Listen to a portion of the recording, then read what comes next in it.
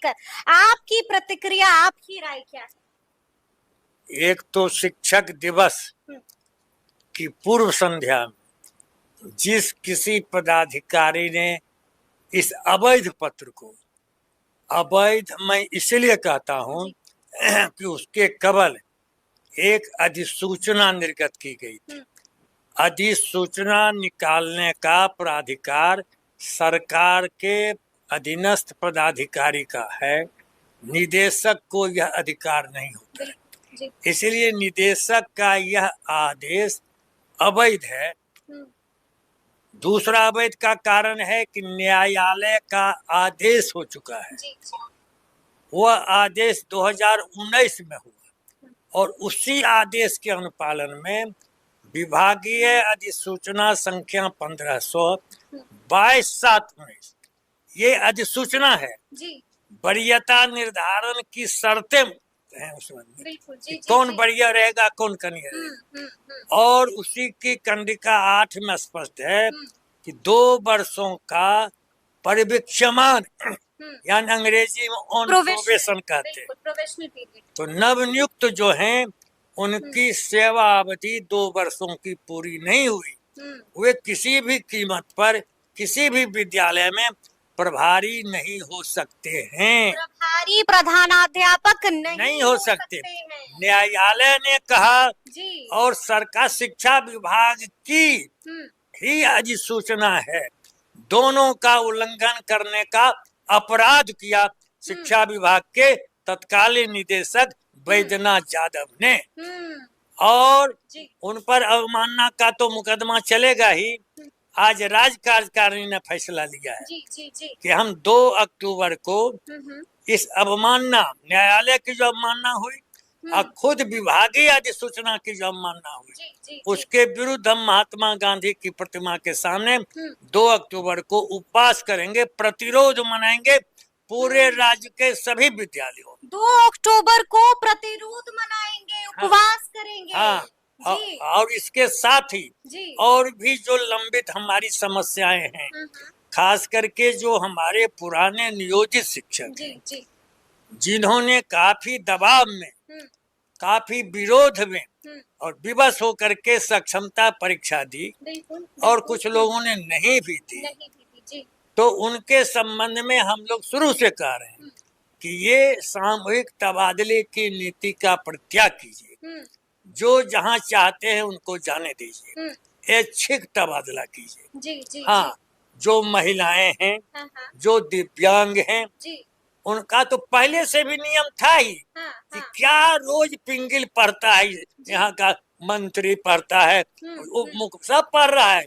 अरे पहले का नियम पढ़ते का ही नहीं है। ऐसा कम पढ़ लोग सब है।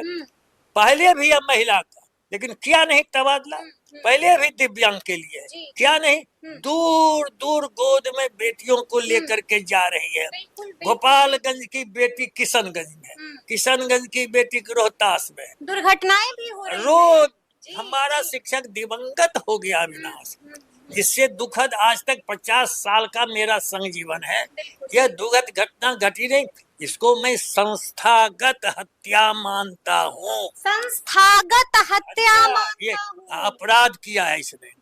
और हम ऐच्छिक तबादला चाहते हैं। हम सेवा की निरंतरता, जब से हमारे शिक्षक नियोजित नियुक्त हुए हैं तब से सेवा की निरंतरता, उनकी प्रोन्नति, ये तो निश्चित रूप से।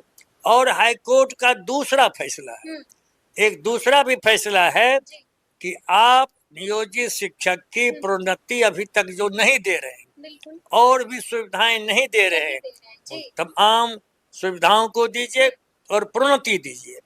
और उसी में दूसरी अधिसूचना भी जारी की गई कि प्राथमिक की अलग इकाई है और माध्यमिक की अलग इकाई है। आपने इस संरचना को तोड़ने का भी अपराध किया है। न्यायालय ने दोनों के संबंध में स्पष्ट आदेश दिया था। न तो आप न्यायालय का निर्णय मानते हैं, न अपने विभाग का फैसला मानते हैं। ये अंधा कानून हम चलने नहीं देंगे। एकदम नहीं चलने देंगे। अंधा कानून चलने नहीं देंगे। लेकिन ही अभी आप लोगों ने बड़ी मीटिंग की यहाँ पर, क्या कुछ फैसला लिया गया इस कार्यकारिणी की बैठक में? कह तो रहे कार्यकारिणी ने बर्दाश्त किया, बर्दाश्त किया। हमने समय दिया सरकार को। बिल्कुल, बिल्कुल। विधानमंडल के माननीय सदस्य का हम शुक्रिया अदा करते हैं। विधान परिषद के शिक्षक प्रतिनिधियों का हम सम्मान करते हैं। खास करके डॉक्टर संजीव कुमार, प्रोफेसर संजय कुमार, नवल किशोर यादव भी, और भी शिक्षक प्रतिनिधि, मदन मोहन झा, जितने भी लोग हैं, सब लोगों ने हम लोगों की आवाज उठाई है। फिर भी हम उनका समर्थन, और विधानसभा में भी कई हमारे माननीय विधायकों ने भी हमारी मांग का समर्थन किया है। इसलिए हम चाहते हैं कि बिना उनके समर्थन से हम लोगों का जो यह हमारा सवाल अभिभावकों का सवाल है, हमारा सवाल आम जनता का सवाल है, हमारा सवाल बच्चों का सवाल है, राष्ट्र के भविष्य का सवाल है। इसलिए हम अब निश्चित तौर पर संघर्ष के मैदान में जा रहे हैं। अच्छा, आपको क्या लगता है ट्रांसफर पोस्टिंग को लेकर भी खूब हल्ला हंगामा हो रहा है, क्या आपको लगता है कि तमाम शिक्षकों को मनचाहा जिला मिलेगा क्या? देखिए, मनचाहा जिला मिले नहीं तो दूसरी बात है।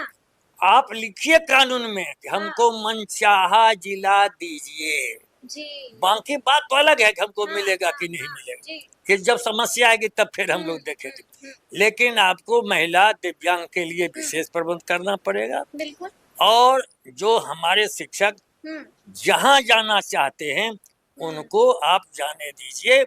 आप तनाव में रह के गुणात्मक विकास नहीं कर सकते, बिल्कुल नहीं कर सकते। दबाव में प्रताड़ित अपमानित करके कोई नहीं कर सकते। डंडा पर हम मानने वाले नहीं हैं।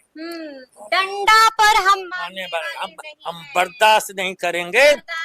आपको शिक्षक विरोधी नीतियों को छोड़ने के लिए बाध्य कर दें। अच्छा, ये बताइए कि मीटिंग तो हो गई, तो क्या कोई पत्र भी लिखा गया है क्या मुख्यमंत्री? पत्र तो मुख्यमंत्री को, उप मुख्यमंत्री को और सभी विधायकों को भी हमने लिखा है। हमारा अनुरोध है कि इसको खूब प्रसारित कीजिए। हाँ, आपकी ऐसे भी लाइव सिटीज की लोकप्रियता है। हमने देखा था, ये मेरा आखिरी सवाल होगा आपसे, कि कुछ दिनों पहले आपकी मुलाकात शिक्षा मंत्री से भी हुई थी और उस वक्त भी आपने उनके सामने कई मांगे रखी थी, मांगे पूरी हुई क्या आप भी अधूरी? 9 अगस्त को ही बिहार माध्यमिक शिक्षक संघ का प्रतिनिधि मंडल मिला था। बिल्कुल। और जिन मांगों की चर्चा भी मैंने की है, उन तमाम मांगों के संबंध में सौहार्दपूर्ण वातावरण में माननीय शिक्षा मंत्री से बातचीत हुई और वे सम्मत थे कि सब पर हम फैसला लेंगे। तो फैसला लिया शिक्षा मंत्री? कुछ नहीं लिया। नहीं लिया। तो क्या लगता है, अभी आपने पत्र तो लिख दिया है, क्या लगता है पत्र पर सुनवाई होगी? अब निश्चित सुनना ही भी इंतजार का लंबा दौर। ये लोकतंत्र है। लोकतंत्र में सरकार को जनता की आवाज सुननी पड़ेगी।